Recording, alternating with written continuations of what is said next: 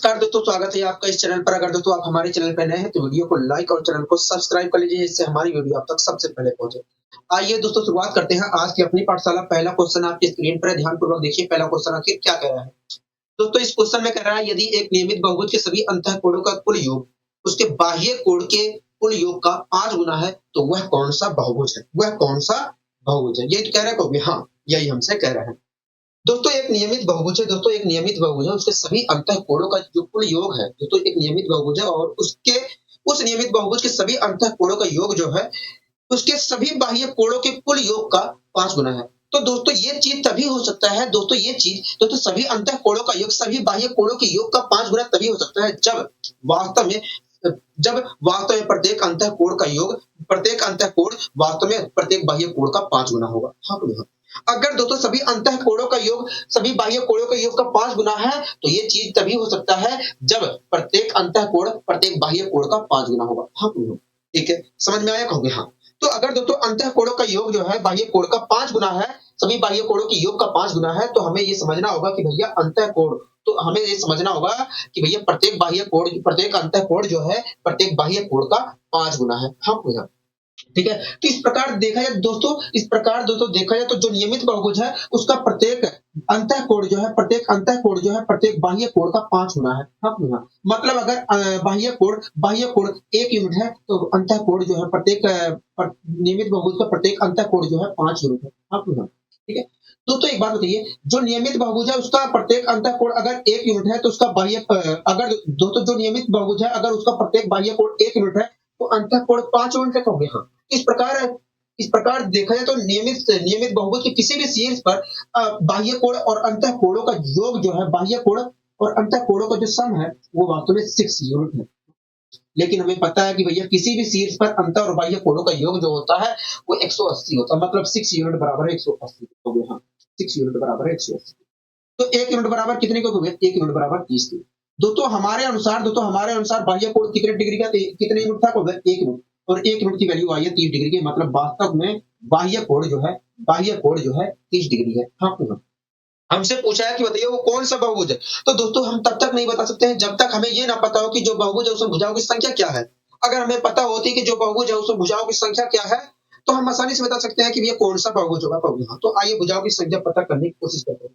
ठीक है, दोस्तों आपको अच्छे तरीके बताया कि जो भी नियमित बहुभुज है उसके सभी भुजाओं पर बनने वाले बाह्य कोण का योग जो होगा 360 डिग्री होगा। हाँ, दोस्तों आपको अच्छे तरीके पता है कि जो बहुभुज है उसके प्रत्येक भुजा पर देखा जाए तो 30 डिग्री का बाह्य कोण बन रहा है। हाँ, अगर दोस्तों जो बहुभुज है उसके अगर दोस्तों जो नियमित बहुभुज है उसके प्रत्येक भुजा पर 30 डिग्री का बाह्य कोण बन रहा है तो कितनी भुजाओं पर 360 डिग्री का बाह्य कोण बना होगा? कहोगे देखिए अगर मैं यहाँ पर गुणा भाग करता हूँ तो आएगा 12। मतलब यही है कि 12 भुजाओं पर जो बहुभुज था जो नियमित बहुभुज था उसके 12 भुजाओं पर कुल मिलाकर 360 डिग्री का बाह्य कोण बना था। हाँ भैया। अगर दोस्तों 12 भुजाओं पर अगर दोस्तों नियमित बहुभुज के 12 भुजाओं पर कुल मिलाकर 360 डिग्री का बाह्य कोण बना था तो जो बहुभुज था वो क्या था? द्वय-दश भुज था। हाँ भैया। मतलब 12 भुजाओं वाला एक बहुभुज था। हाँ भैया। मतलब तीसरा ऑप्शन हमारा सही होगा। ठीक है, कोई दिक्कत कोई परेशानी तो नहीं, हमें कोई दिक्कत कोई परेशानी नहीं। अब बात आती है क्या हम इसे दूसरे तरीके से कर सकते हैं? मैंने कहा बिल्कुल आप कर सकते हो, मैंने आपको दूसरा तरीका भी बताया है कैसे करते हैं। ठीक है, तो आइए उस मेथड की ओर भी चलते हैं। दोस्तों हमसे कह रहा था एक नियमित बहुभुज है उसके सभी अंतःकोणों का योग जो है सभी बाह्य कोणों के योग का 5 गुना है। तो ये चीज तभी हो सकता तो ऐसी स्थिति में ये चीज तभी हो सकता है जब प्रत्येक अंतःकोण जो है प्रत्येक बाह्य कोण का 5 गुना हो। हाँ भैया। तो इस प्रकार देखा जाए तो अंतःकोण जो है प्रत्येक बाह्य कोण का 5 गुना है। मतलब अगर बाह्य कोण हमारा 1 यूनिट है तो प्रत्येक अंतःकोण हमारा 5 यूनिट है। हाँ भैया। ठीक है, दोस्तों किसी भी बहुभुज के जो दोस्तों नियमित बहुभुज के किसी भी शीर्ष पर देखा जाए तो अंतःकोण और बाह्य कोण का योग जो है वास्तव में 6 यूनिट है। और आपको अच्छे से पता है कि किसी भी शीर्ष पर अंतःकोण और बाह्य कोण के योग का दुगुना जो होता है सभी भुजाओं पर बनने वाले बाह्य कोण का योग होता है। हाँ, मतलब देखा जाए तो सभी भुजाओं पर बनने वाले बाह्य कोण का योग ये है। हाँ, तो जो बहुभुज है उसके प्रत्येक भुजा पर कितने डिग्री का बाह्य कोण बन रहा है? 1 यूनिट का बन रहा है। हाँ, अगर दोस्तों जो बहुभुज है उसके प्रत्येक भुजा पर 1 यूनिट का बाह्य कोण बन रहा है तो कितनी भुजाओं पर 12 यूनिट का बाह्य कोण बना होगा? इतने भुजाओं पर कुल मिलाकर इतने डिग्री का बाह्य कोण बना होगा। तो हाँ, अगर मैं गुणा भाग करता हूँ तो आएगा 12। मतलब देखा जाए तो जो बहुभुज है उसके 12 भुजाओं पर कुल मिलाकर इतने डिग्री का बाह्य कोण बना है।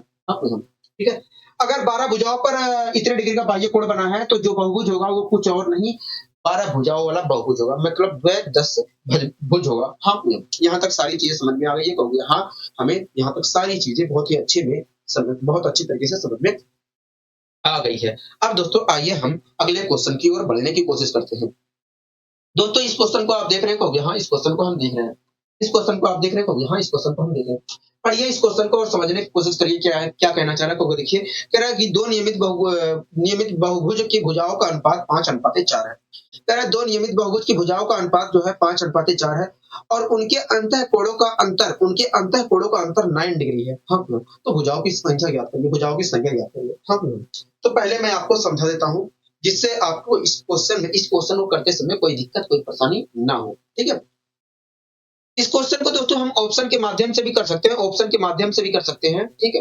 लेकिन पहले मैं आपको समझा देता हूँ, उसके बाद हम जो भी प्रक्रिया होगा हम उस तरीके से करेंगे। ठीक है?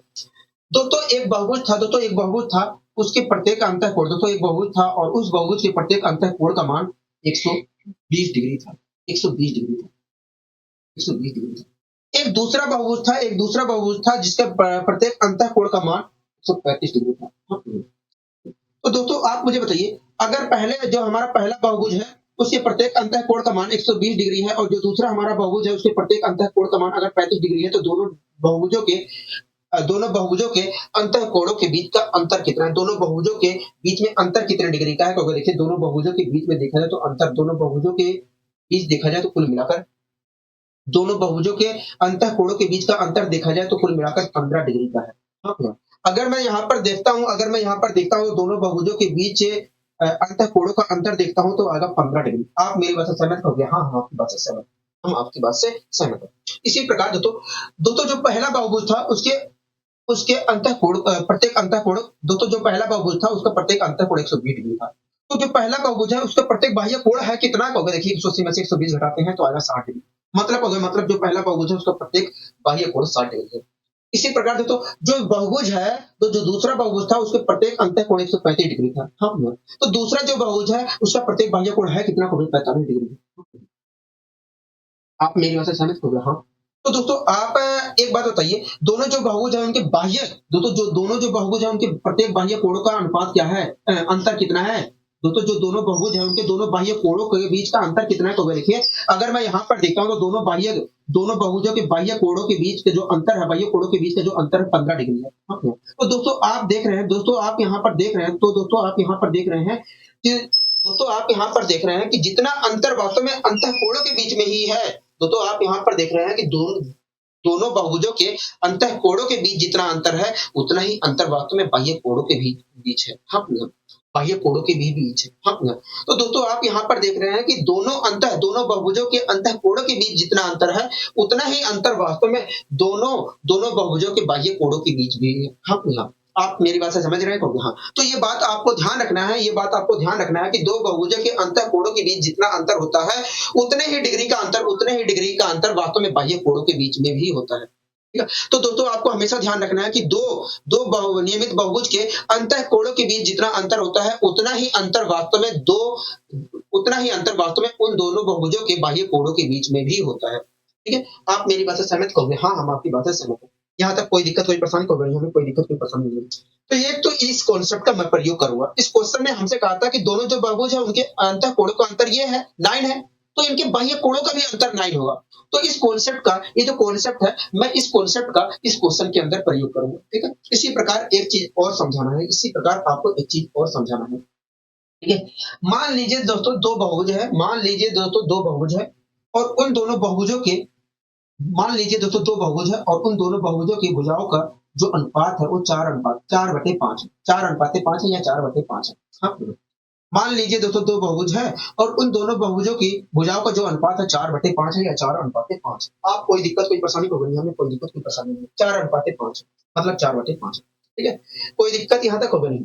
दोस्तों मान लीजिए पहला जो बहुभुज है उसके भुजाओं की संख्या 4x है। मान लीजिए दोस्तों जो पहला बहुभुज है वास्तव में उसके भुजाओं की संख्या 4x है। हाँ, दोस्तों एक बात बताइए, दोस्तों आपको अच्छी तरीके पता है कि जो हमारा बहुभुज है उसके प्रत्येक भुजा पर, दोस्तों जो हमारा 4x भुजा वाला एक बहुभुज है, 4x भुजा वाला एक जो बहुभुज है, उसके प्रत्येक भुजा पर देखा जाए तो 360 डिग्री का बाह्य कोण बना होगा। 360 डिग्री का बाह्य कोण बना होगा। हाँ, 360 डिग्री का बाह्य कोण बना होगा। दोस्तों जो बहुभुज है 4x भुजाओं वाला, उसके प्रत्येक भुजा पर देखा जाए तो 360 डिग्री का बाह्य कोण बना हुआ। तो प्रत्येक भुजा पर देखा जाए तो जो हमारा 4x भुजा वाला बहुभुज है, उसके सभी भुजाओं पर कुल मिलाकर 360 डिग्री का बाह्य कोण बना होगा। तो प्रत्येक भुजा पर देखा जाए तो इतने डिग्री का बाह्य कोण बना है। हाँ, जो बहुभुज है 4x भुजा वाला, उसके प्रत्येक भुजा पर देखा जाए तो इतने डिग्री का बाह्य कोण बना है। ठीक है, आप मेरी बात से सहमत हो गए? हाँ, हम आपकी बात से सहमत हैं, हम आपकी बात से सहमत हैं। इसी प्रकार दोस्तों दूसरा बहुभुज इसी प्रकार दोस्तों मान लीजिए दूसरा जो बहुभुज है उसके भुजाओं की संख्या 5x है। हाँ भैया। तो दूसरा जो बहुभुज है 5x भुजाओं वाला, उसके सभी बाह्य भुजाओं पर कुल मिलाकर 360 डिग्री का बाह्य कोण बना हुआ। आपको अच्छे तरीके से पता होगा। हाँ, दोस्तों जो हमारा 5x भुजा वाला बहुभुज है, उसके सभी भुजाओं पर कुल मिलाकर 360 डिग्री का बाह्य कोण बना है। तो प्रत्येक भुजा पर कितने डिग्री का बाह्य कोण बना है? इतने डिग्री का बाह्य कोण बना है। हाँ। तो दोस्तों जो पहला बहुभुज है हमारा 4x भुजा वाला, उसका प्रत्येक बाह्य कोण देखा जाए तो इतनी डिग्री है। हो गया। हाँ, ठीक है, आप मेरी बात से सहमत हो गए? हाँ, प्रत्येक बाह्य कोण इतना डिग्री है। और दूसरा जो बहुभुज है उसका प्रत्येक बाह्य कोण वास्तव में इतना डिग्री है। हाँ, तो मैंने कहा दोनों बहुभुज के प्रत्येक बाह्य कोण का अनुपात क्या है। दोस्तों मैंने पूछा कि बताइए दोनों बहुभुज के प्रत्येक बाह्य कोण का अनुपात क्या है। तो देखिए अगर मैं यहाँ पर देखता हूँ तो दोनों बहुभुज के प्रत्येक बाह्य कोण का जो अनुपात है ये है। हाँ, ये है। ठीक है, कोई दिक्कत कोई परेशानी तो दुनिया में कोई दिक्कत कोई परेशानी नहीं है। अब मैं काटा पीटी बता देता हूँ। 360 से 360 कैंसिल हो जाएगा। हो गया। हाँ, 360 से 360 कैंसिल हो जाएगा। एक्स से एक्स कैंसिल हो जाएगा। हो गया। हाँ, इससे एक्स कैंसिल हो जाएगा। 5 ऊपर जाएगा, 4 नीचे रहेगा। तो इस प्रकार देखा जाए तो दोनों बहुभुज के प्रत्येक बाह्य कोण का जो अनुपात है 5:4 है। 5:4 है। आप 5:4 है। आप मेरी बात से सहमत हो गए? हाँ, हम आपकी बात से सहमत हैं। तो दोस्तों आपने कहा कि ये दोनों बहुभुज के बाह्य कोणों का जो अनुपात है वो 5:4 है। बाह्य कोणों का जो अनुपात है 5:4 है। दोनों बहुभुज के बाह्य कोणों का अनुपात क्या है? 5:4 है। आप मेरी भाषा से यहाँ तक सहमत हो गए? हाँ, हम आपकी बात से सहमत हैं। तो दोस्तों आप यहाँ पर नोटिस कर रहे होंगे कि दोनों बहुभुज के जो भुजाओं का अनुपात है, ठीक उसका उल्टा जो है दोनों बहुभुज के बाह्य कोणों का अनुपात है। हाँ भैया। दोस्तों दोनों बहुभुज के भुजाओं का जो अनुपात था वो 4:5 था। हाँ भैया। और आप देख रहे हैं कि दोनों बहुभुज के बाह्य कोणों का जो अनुपात है भुजाओं के अनुपात का ठीक उल्टा है। हाँ भैया, भुजाओं के अनुपात का ठीक उल्टा है। तो यहीं से एक बात आपको ध्यान रखनी है कि दो भुजाओं का यदि अनुपात, यहीं से आपको एक बात ध्यान रखनी है कि यदि दो बहुभुज के भुजाओं का अनुपात a/b है, तो उन दोनों बहुभुज के बाह्य कोणों का जो अनुपात होगा b/a होगा। b/a होगा। तो यहीं से आपको एक बात ध्यान रखनी है कि यदि दो बहुभुज के दो बहुभुज के भुजाओं का अनुपात a/b है, तो उन दोनों बहुभुज के बाह्य कोणों का जो अनुपात होगा वो b/a होगा। ठीक है, तो ये बात आपको हमेशा ध्यान रखनी है। और ये अगर आपको ध्यान रहता है तो आपको बहुत ज्यादा बुरा भाग यहाँ पर बचने वाला है इस क्वेश्चन के अंदर। ठीक है, इस क्वेश्चन के अंदर बहुत ज्यादा बुरा भाग बचने वाला है। अगर मैं बेसिक से कर ले जाऊंगा तो बहुत ज्यादा मुझे टाइम लगाना पड़ेगा। एक तो ऑप्शन मेथड है, ऑप्शन मेथड से आप ट्राई कर सकते हो, लेकिन अगर पहली बार ऑप्शन मेथड से मिल गया तो अच्छी बात है। अगर आपको तीसरी बार में मिला तो थोड़ा बेकार लगेगा, चौथी बार में मिलेगा तो थोड़ा बेकार लगेगा। तो इसलिए मैं इस मेथड को यहाँ पर सिखाना चाह रहा हूँ। ठीक है, कोई दिक्कत कोई परेशानी तो नहीं, हमें कोई दिक्कत कोई परेशानी नहीं है। यहाँ तक सारी चीजें क्लियर हो गई। हाँ, अब इस क्वेश्चन को हम यहाँ पर करने की कोशिश करते हैं। दो बहुभुज थे। दो नियमित बहुभुज थे और उनकी भुजाओं का अनुपात 5:4 था। दो नियमित बहुभुज थे, उनकी भुजाओं का अनुपात 5:4 था। और उनके अंतःकोणों का अंतर, जो दोनों बहुभुज थे उनके अंतःकोणों का अंतर देखा जाए तो 9 था। हाँ, अगर दोनों बहुभुज के अंतःकोणों का अंतर 9 है तो उनके बाह्य कोणों का भी अंतर वास्तव में 9 ही रहा होगा। हाँ, अगर दोनों बहुभुज के अंतःकोणों का अंतर 9 है तो उन दोनों बहुभुज के बाह्य कोणों का भी अंतर 9 ही होगा। हाँ, ठीक है, कह रहे भुजाओं की संख्या ज्ञात करिए। हाँ, आइए हम पता करने की कोशिश करते हैं कि भुजाओं की संख्या ज्ञात करिए क्या होगा। ठीक है, दो नियमित बहुभुज है और उनकी भुजाओं का अनुपात 5:4 है। हाँ, दो नियमित बहुभुज है, उनकी भुजाओं का अनुपात जो है 5:4 है। अगर दोनों नियमित बहुभुज के भुजाओं का अनुपात जो है 5:4 है, इनके बाह्य कोणों का अनुपात क्या होगा? भुजाओं के अनुपात का ठीक उल्टा होगा। मतलब देखा जाए तो दोनों नियमित बहुभुज के बाह्य कोणों का जो अनुपात होगा वो 4:5 होगा। इसका मतलब क्या होगा? इसका मतलब यही है कि यदि पहले बहुभुज का बाह्य कोण 4 यूनिट है तो दूसरे बहुभुज का बाह्य कोण वास्तव में 5 यूनिट है। हाँ, ठीक है, तो इस प्रकार अगर पहले बहुभुज के बाह्य कोण हमारा 4 यूनिट है और दूसरे बहुभुज का बाह्य कोण वास्तव में 5 यूनिट है, 5 यूनिट है, तो दोनों बहुभुज के बाह्य कोणों के बीच अंतर कितने डिग्री का है? तो दोनों बहुभुज के बाह्य कोणों के बीच अंतर कितने डिग्री का है? तो 1 यूनिट का अंतर है। दोनों बहुभुज के बीच देखा जाए तो दोनों बहुभुज के बाह्य कोणों के बीच देखा जाए तो 1 यूनिट का अंतर है। 1 यूनिट का अंतर है। हाँ, 1 यूनिट का अंतर है। लेकिन क्वेश्चन के अनुसार देखो तो दोनों बहुभुज के बाह्य कोणों के बीच 9 डिग्री का अंतर है। हाँ, 9 डिग्री का अंतर है, मतलब 1 यूनिट बराबर है 9 डिग्री। आप मेरी वजह से सहमत करोगे? हाँ, ठीक है। दोस्तों जो पहला दोस्तों जो दूसरा दोस्तों आपको चाहे जो इन दोनों में से चाहे जिसको पकड़ना है जो आपको आसान लगे, ठीक है, जो आपको आसान लगे। हमें यहाँ पर दोनों बहुभुज की भुजाएं नहीं निकालेंगे, दोनों बहुभुज की भुजाएं नहीं निकालेंगे, केवल एक बहुभुज की भुजा निकालेंगे, उसके बाद ऑप्शन के माध्यम से देखकर चल देंगे, ठीक है, ऑप्शन के माध्यम से देखकर चल देंगे, कोई दिक्कत कोई परेशानी को बनी। 1 मिनट रुक जाइए दोस्तों, 1 मिनट रुक जाइए दोस्तों। 1 यूनिट बराबर है 9 के, तो हाँ दोस्तों अगर मैं यहाँ पर देखता हूँ तो दोनों बहुभुज के बाह्य कोणों के बीच 1 यूनिट का अंतर है। लेकिन अगर मैं क्वेश्चन के अनुसार देखता हूं तो 9 डिग्री का अंतर है, क्योंकि हाँ मतलब 1 यूनिट बराबर है 9 की। तो एक बात बताइए, दूसरा जो बहुभुज था उसका प्रत्येक बाह्य कोण कितना था? 5 यूनिट था। 1 यूनिट 9 को रिप्रेजेंट कर रहा है, 9 डिग्री को रिप्रेजेंट कर रहा है, तो 5 यूनिट किसको रिप्रेजेंट करेगा? 45 डिग्री को रिप्रेजेंट करेगा। हाँ, मतलब दूसरा जो बहुभुज था उसका प्रत्येक बाह्य कोण कितने डिग्री का था? 45 डिग्री का था। आप मेरी बात से जहां तक सहमत हो गए? हाँ, हम आपकी बात से सहमत है। दोस्तों जो दूसरा बहुभुज था उसकी प्रत्येक भुजा पर देखा जाए तो 45 डिग्री का बाह्य कोण बन रहा था। हाँ, दोस्तों आपको अच्छी तरीके पता है कि जो भी बहुभुज था दूसरा भुजा, दोस्तों आपको अच्छी तरीके पता है कि दूसरा जो बहुभुज है उसके सभी भुजाओं पर 360 डिग्री का बाह्य कोण बना हुआ होगा। अगर दोस्तों जो दूसरा बहुभुज है उसके सभी भुजाओं पर 360 डिग्री का बाह्य कोण बन रहा है, दोस्तों आपको अच्छे तरीके से पता है कि दूसरा जो बहुभुज था उसके प्रत्येक भुजा पर 360 डिग्री का बाह्य कोण बना है। हाँ, दोस्तों अगर दूसरे बहुभुज के प्रत्येक भुजा पर 45 डिग्री का बाह्य कोण बना है तो 360 डिग्री का बाह्य कोण कितनी भुजाओं पर बना होगा? अगर इतनी भुजाओं पर बना होगा। हाँ, मैं यहाँ पर कैलकुलेट करता हूँ तो 45 तिया 15 तिया 45, ऊपर आ गया 24, 15 से अगर डिवाइड करता हूँ, 3 से अगर डिवाइड करता हूँ तो 8 आएगा। मतलब देखा जाए तो 8 भुजाओं पर कुल मिलाकर 360 डिग्री का बाह्य कोण बना था। हाँ, दूसरे बहुभुज के कुल मिलाकर 8 भुजाओं, दूसरे नियमित बहुभुज के कुल मिलाकर 8 भुजाओं पर 360 डिग्री का बाह्य कोण बना था। हाँ, अगर दूसरे बहुभुज के 8 भुजाओं पर 360 डिग्री का बाह्य कोण बना था तो दूसरे बहुभुज में कुल मिलाकर भुजाओं की संख्या 8 थी। हाँ, तो इस प्रकार देखा जाए तो दूसरे बहुभुज में भुजाओं की संख्या केवल दूसरे ऑप्शन में हमारा मैच कर रहा था। मतलब हमारा दूसरा जो ऑप्शन होगा वो सही होगा। मतलब पहले बहुभुज में देखा जाए तो ऑप्शन के माध्यम से भुजाओं की संख्या 10 है और दूसरे बहुभुज में देखा जाए तो 8 है। हाँ, ऐसा नहीं है, आपको निकालने में ज्यादा समय नहीं लगेगा।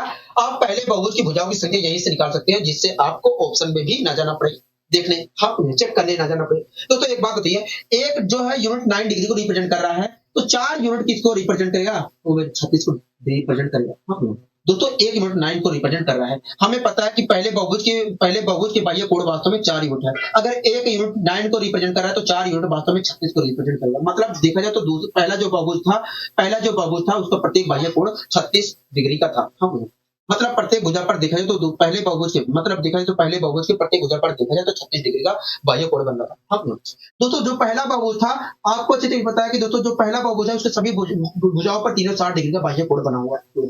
अगर दोस्तों पहले बहुभुज के प्रत्येक भुजा पर 36 डिग्री का बाह्य कोण बन रहा है तो कितने भुजाओं पर 360 डिग्री का बाह्य कोण बना हुआ? तो 10 भुजाओं पर बना हुआ। हाँ, मतलब पहला जो बहुभुज था उसमें भुजाओं की संख्या 10 थी और दूसरा जो बहुभुज था उसमें भुजाओं की संख्या 8 थी।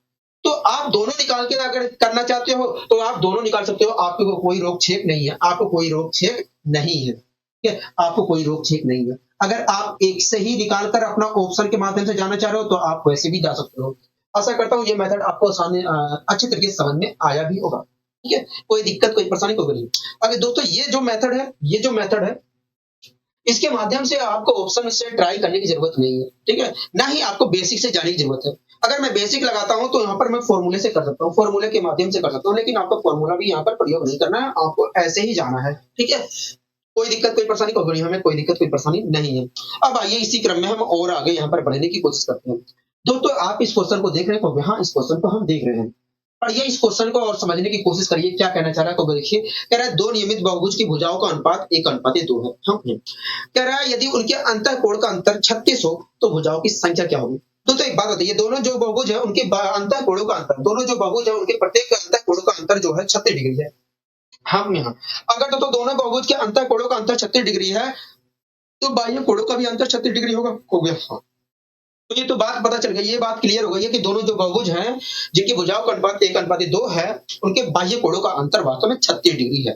ठीक है? कोई दिक्कत, कोई परेशानी कोई नहीं, हमें कोई दिक्कत, कोई परेशानी नहीं है। अब आइए इस क्वेश्चन को सोल्व करने की कोशिश करते हैं।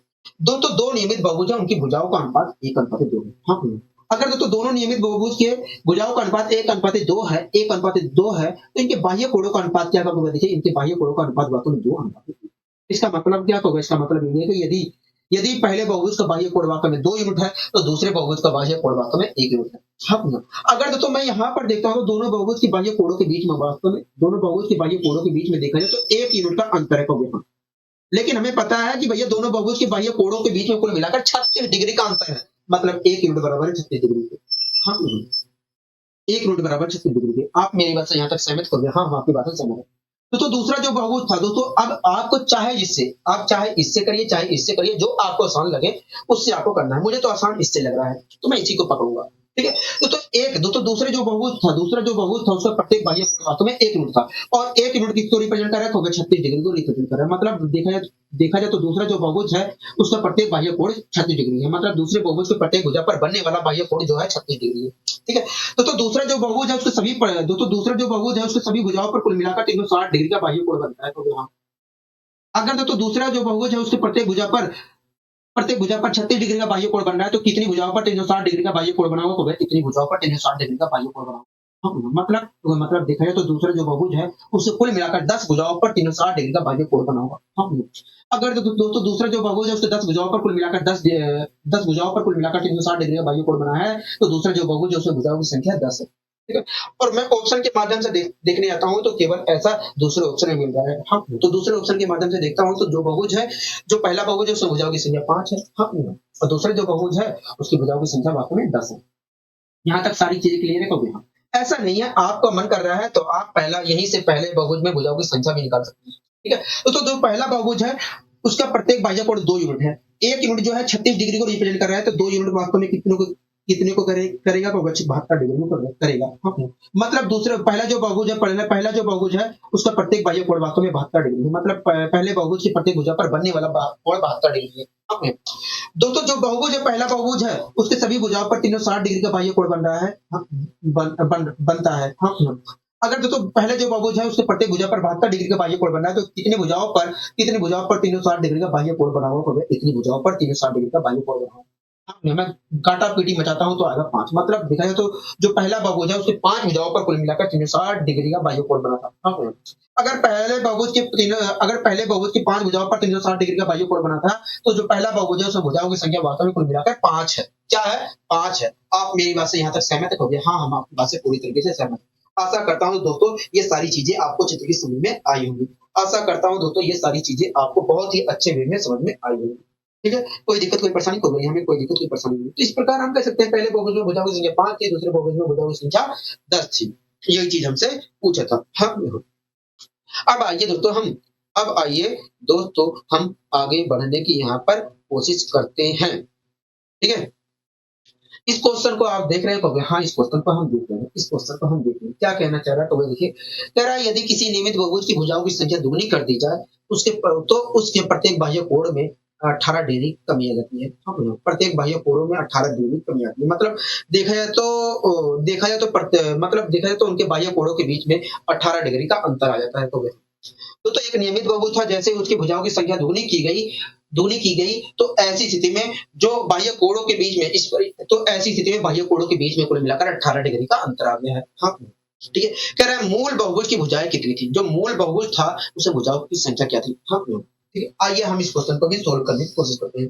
तो एक नियमित बहुभुज था, उसकी भुजाओं की संख्या दुगुनी कर दी गई। हाँ, मतलब अगर बहुभुज में पहले भुजाओं की संख्या 1 यूनिट थी, तो भुजाओं की संख्या अब 2 कर दी गई है। हाँ, 2 कर दी गई है। हाँ, तो मान लीजिए पहले बहुभुज नियमित जो बहुभुज था उसमें भुजाओं की संख्या 1 थी, लेकिन अब क्या कर दी गई है? दुगुनी कर दी गई है, मतलब 2 कर दी गई है। हाँ, तो इनके बाह्य कोणों का अनुपात क्या हो गया है? अगर देखा जाए तो इनके बाह्य कोणों का अनुपात क्या हो गया? तो देखिए इनके बाह्य कोणों का अनुपात वास्तव में 2:1 हो गया। हाँ, पहले देखा जाए तो एक नियमित बहुभुज था, उसका उसमें भुजाओं की संख्या दोस्तों एक नियमित बहुभुज था और उसकी भुजाओं की संख्या दुगुनी कर दी गई है। हाँ, दुगुनी कर दी गई है जिससे उनके बाह्य कोणों के बीच में 18 डिग्री का अंतर आ गया है। हाँ, अगर दोस्तों नियमित बहुभुज के प्रत्येक भुजा में प्रत्येक अगर दोस्तों नियमित बहुभुज की भुजाओं की संख्या दुगुनी कर दी गई है तो इसका मतलब यही है कि यदि बहुभुज की भुजाओं की संख्या पहले एक थी तो आज दो कर दी गई है। हाँ, दो कर दी गई है। इस प्रकार दोस्तों देखा जाए तो इनके बाह्य कोणों का अनुपात वास्तव में इतना हो इनका बाह्य कोण वास्तव में ये हो गया है। हाँ, इनका बाह्य दोनों बहुभुज इस प्रकार देखा जाए तो इनके बाह्य कोणों का अनुपात वास्तव में ये हो गया है। हाँ, मतलब देखा जाए तो अगर पहले बहुभुज मतलब देखा जाए तो अगर पहले बहुभुज की मतलब देखा जाए तो अगर बहुभुज की पहले बाह्य कोण वास्तव में 2 यूनिट था तो अब हो गया है वास्तव में 1 यूनिट। भुजाओं की संख्या दुगुनी करने के बाद क्या हो गया 1 यूनिट हो गया है। हाँ, मतलब देखा जाए तो यदि बहुभुज के प्रत्येक बाह्य कोण वास्तव में 2 यूनिट था तो अब हो गया है वास्तव में 1 यूनिट। हाँ, इस प्रकार देखा जाए तो बहुभुज के बाह्य कोणों के बीच में कुल मिलाकर 1 यूनिट का अंतर आ गया है। हाँ, बहुभुज के बाह्य कोणों के बीच में कुल मिलाकर 1 यूनिट का अंतर आ गया है भुजाओं की संख्या दुगुनी करने के पर। हाँ, लेकिन क्वेश्चन कह रहा है भैया 18 डिग्री का अंतर आया मतलब 1 यूनिट बराबर है 18 डिग्री के। 18 डिग्री की। आप मेरी बात से सहमत हो गए? हाँ, मैं आपकी बात से सहमत हूँ। तो हमसे पूछ रहा है कि बताइए जो हमारा मूल बहुभुज था उसमें भुजाओं की संख्या क्या थी? हाँ, तो दो मूल बहुभुज था दोस्तों जो मूल बहुभुज था उसका प्रत्येक बाह्य कोण कितना था? तो 2 यूनिट था। हाँ, मूल बहुभुज था जो उसका प्रत्येक बाह्य कोण कितना था? तो 2 यूनिट था। दोस्तों 1 यूनिट जो है 18 डिग्री को रिप्रेजेंट कर रहा है तो 2 यूनिट वास्तव में 36 डिग्री को रिप्रेजेंट करेगा। मतलब जो मूल बहुभुज था उसमें भुजाओं की मतलब जो मूल बहुभुज था उसका प्रत्येक बाह्य कोण वास्तव में 36 डिग्री था। हाँ, ठीक है, कोई दिक्कत कोई परेशानी कभी नहीं, हमें कोई दिक्कत कोई परेशानी नहीं। दोस्तों आपको अच्छे तरीके से पता है कि जो भी हमारा बहुभुज था पहला वाला जो जितने हमें पता है दोस्तों आपको अच्छे तरीके से पता है कि दोस्तों कि जो हमारा पहला बहुभुज था उसके सभी भुजाओं पर 360 डिग्री का बाह्य कोण बना था। अगर दोस्तों जो बहुभुज था हमारा पहला बहुभुज था उसके सभी भुजाओं पर दोस्तों जो हमारा बहुभुज था पहला बहुभुज था उसके सभी भुजाओं पर 360 डिग्री का बाह्य कोण बना था। अगर दोस्तों जो बहुभुज है उसके प्रत्येक भुजा पर 36 डिग्री का बाह्य कोण बन रहा है तो कितनी भुजाओं पर 360 डिग्री का बाह्य कोण बना हुआ? 10 भुजाओं पर बना हुआ। मतलब देखा जाए तो जो बहुभुज है जो हमारा मूल बहुभुज था उसमें भुजाओं की संख्या वास्तव में 10 थी। क्या थी? 10। आप मेरी बात से यहाँ तक सहमत है? कहोगे हाँ हम आपकी बात से सहमत है, हम आपकी बात से सहमत है। ठीक है, तो दोस्तों आशा करता हूँ ये सारी चीजें आपको बहुत ही अच्छे वे में समझ में आई होंगी। ठीक है, कोई दिक्कत कोई परेशानी को नहीं, हमें कोई दिक्कत कोई परेशानी नहीं है। अच्छा इस क्वेश्चन को भी पढ़िए, आप इस क्वेश्चन को पढ़िए, मैं समझाने की कोशिश करता हूँ। कह रहा है कि दो नियमित बहुभुजों की भुजाओं की संख्या का अनुपात 1:2 है। कह रहा है 1:2 है। हाँ, कह रहा है दो नियमित बहुभुज की भुजाओं की संख्या का जो अनुपात है 1:2 है। ठीक है, कह रहा है उनके अंतः कोणों का अनुपात जो है 3:4 है। क्या है? 3:4 है। आप मेरी बात से यहाँ तक सहमत हो? हाँ हम आपकी बात से सहमत है, हम आपकी बात से सहमत हैं। ठीक है, कोई दिक्कत कोई परेशानी को नहीं, हमें कोई दिक्कत कोई परेशानी नहीं है। कह रहा है कि उन बहुभुजों की भुजाओं की संख्या क्रमशः क्या होगी? उन बहुभुजों की भुजाओं की संख्या क्रमशः क्या होगी? ठीक है, यही तो पूछ रहा है। हाँ यही चीज हमसे पूछ रहा है, यही चीज तो हमसे पूछ रहा है। हाँ हमें यही चीज पूछ रहा है। 1 मिनट दोस्तों रुक जाइए। दोस्तों इस क्वेश्चन में हमसे कह रहा है दो नियमित बहुभुज की भुजाओं की संख्या का अनुपात 1:2 है और उनके अंतः कोणों का अनुपात 3:4 है। कह रहा है उन बहुभुज की भुजाओं की संख्या क्रमशः क्या होगी? ठीक है, तो दोस्तों इस क्वेश्चन को करने के लिए 3 तरीके हैं हमारे पास। इस क्वेश्चन को करने के लिए हमारे पास 3 तरीके हैं। पहला तरीका है कि हम बेसिक मेथड से जाएं और सूत्र का प्रयोग करके करें। हम सूत्र का प्रयोग करके करें। दूसरा तरीका है कि हम यहाँ पर समीकरण बना के कर सकते हैं, समीकरण बनाकर विलोपन विधि प्रतिस्थापन विधि का प्रयोग करके हम वहां पर अपना पता कर सकते हैं कि भैया दोनों जो बहुभुज है उसमें भुजाओं की संख्या क्या होगी। हाँ, तीसरा मेथड है शॉर्टकट मेथड। ठीक है, तीसरा जो मेथड है हमारा शॉर्टकट मेथड। ठीक है, तो 3 तरीके हैं हमारे पास। पहला तरीका हम जो हमारा फॉर्मूला तरीका है, फॉर्मूले के माध्यम से हम करते हैं, उस तरीके से हम करने की कोशिश करते हैं। उसके बाद जो तीसरा हमारा तरीका है उस तरीके को मैं यहाँ पर जिक्र करूंगा। ठीक है, कोई दिक्कत कोई परेशानी होगी नहीं। तो दो नियमित बहुभुज था उनकी भुजाओं की संख्या वास्तव में 1:2 है। हाँ, तो ये 1:2 दोस्तों तभी प्राप्त हुआ होगा जब पहले बहुभुज में जितने भुजाओं की संख्या थी उसे रखा गया होगा और दूसरे बहुभुज में जो भुजाओं की संख्या थी उसे रखा गया होगा और उन दोनों को किसी एक नंबर से डिवाइड किया गया होगा, तब हमें दोनों बहुभुज की भुजाओं की संख्या का अनुपात 1:2 प्राप्त हुआ होगा। हाँ, तो दोस्तों जिस नंबर से डिवाइड किया गया दोनों बहुभुज की भुजाओं की संख्या को मान लीजिए दोस्तों, मान लीजिए दोस्तों x से दोनों बहुभुज की संख्या को डिवाइड किया गया है। अगर दोस्तों x से डिवाइड करने पर 1:2 प्राप्त हुआ है, तो x से अगर मैं 1:2 में मल्टीप्लाई कर देता हूं, तो दोनों बहुभुज में भुजाओं की जो संख्या थी वास्तव में मिल जाएगी। तो हाँ, तो मैंने मल्टीप्लाई कर दिया, जो अनुपात 1:2 था। मैं मल्टीप्लाई करता हूं, तो पहले बहुभुज में भुजाओं की संख्या वास्तव में देखा जाए तो x थी, और दूसरे बहुभुज में भुजाओं की संख्या वास्तव में देखा जाए तो 2x। हाँ, ठीक है। एक बात बताइए दोस्तों, आपको अच्छे तरीके से पता है दोस्तों, आपको अच्छे तरीके से पता है कि किसी भी बहुभुज के सभी अंतःकोणों का जो योग होता है, वो n-2 इंटू 180 होता है। पता है कि नहीं? तो हाँ, हमें पता है अच्छे। तो इसी प्रकार अगर आपको पता है तो आप मुझे बताइए, x x से भुजाओं वाला नियमित बहु x भुजाओं वाले नियमित बहुभुज में x भुजाओं वाले नियमित बहुभुज के सभी अंतःकोणों का योग क्या होगा? तो देखिए, x भुजाओं वाले भुजा वाले नियमित बहुभुज के सभी अंतःकोणों का जो योग होगा, वास्तव में ये होगा। हाँ, ये होगा। सभी अंतःकोणों का योग ये होगा। मतलब जो x भुजा वाला बहुभुज था, उसमें जितने भी शीर्ष बने थे अंदर के शीर्ष बने थे, उसके सभी अंतःकोणों का योग ये था। हाँ, तो x भुजा थी तो x शीर्ष बने थे। कहोगे हाँ, तो x शीर्षों के अंतःकोणों का योग ये था। तो एक शीर्ष का अंतःकोण क्या था? एक शीर्ष का अंतःकोण वास्तव में ये था। हाँ, मतलब देखा जाए तो पहला जो बहुभुज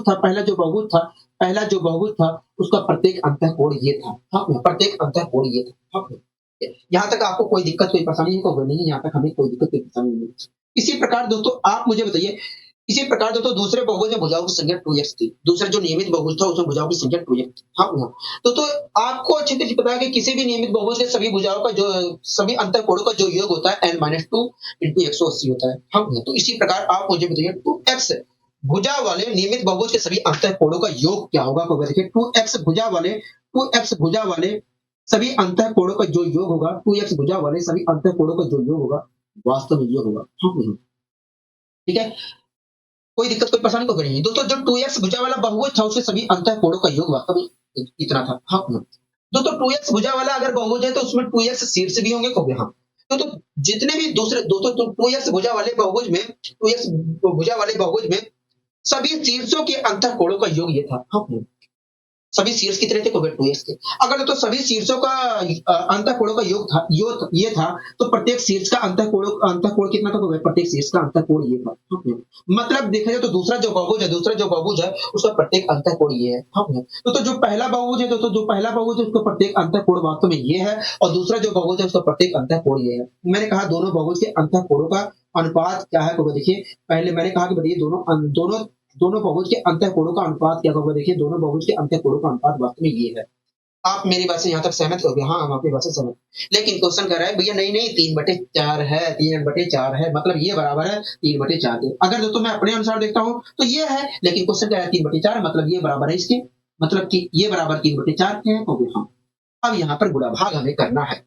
180 से ये हमारा मेन बटा है, ध्यान देना, ये 180 से 180 कैंसिल। ठीक है, x से x कैंसिल। ठीक है, आपको यहाँ तक कोई दिक्कत, कोई परेशानी तो नहीं? ये 2 ऊपर जाए, अच्छा, हाँ, ठीक है, ये 2, अच्छा, ठीक है। अब मैं यहाँ पर पूरा भाग करता हूँ। ठीक है, ये 2 ऊपर जाएगा तो यहाँ 2 ऊपर जाएगा, तो x-2 के मल्टीप्लाई में आएगा। हाँ, अच्छा, मैं इसे सोल्व कर लेता हूँ। अगर मैं इसे सोल्व करता हूँ तो क्या होगा? देखिए, ऊपर है x-2 है मेरे पास। ठीक है, x-2 है। अगर मैं यहाँ से 2 कॉमन लेता हूँ, तो यहाँ पर बचेगा x-1, और 2 से 2 कैंसिल हो जाएगा। तो इस प्रकार यहाँ पर देखा जाए तो ये मेन बटा लगाया मैंने। हाँ, मेन बटा लगा दो आप, मेन बटा लगा दिया। कोई दिक्कत, कोई परेशानी को नहीं? हमें कोई दिक्कत, कोई परेशानी नहीं है, हमें कोई दिक्कत, कोई परेशानी नहीं है। ठीक है, अगर मैं यहाँ पर देखता हूँ, इसे देख रहा हूँ, तो x-1 आया होगा, x-1, और बराबर के 3/4 लिखा था, बराबर के 3/4 लिखा था। अब मैं गुणा भाग यहाँ पर करूंगा, ठीक है। 3 मल्टीप्लाई आता है? हाँ, 3 मल्टीप्लाई आता है। x की 4 की मल्टीप्लाई x से किया, तो 4 की मल्टीप्लाई अगर मैं x से करता हूँ तो 4x आया। 3 की मल्टीप्लाई x से करूंगा तो आया 3x। तो एक और 4x है, एक और 3x है। हाँ, दोनों के बीच का अंतर ले लीजिए, क्योंकि भुजा जो आएगी वो माइनस में कभी नहीं आएगी।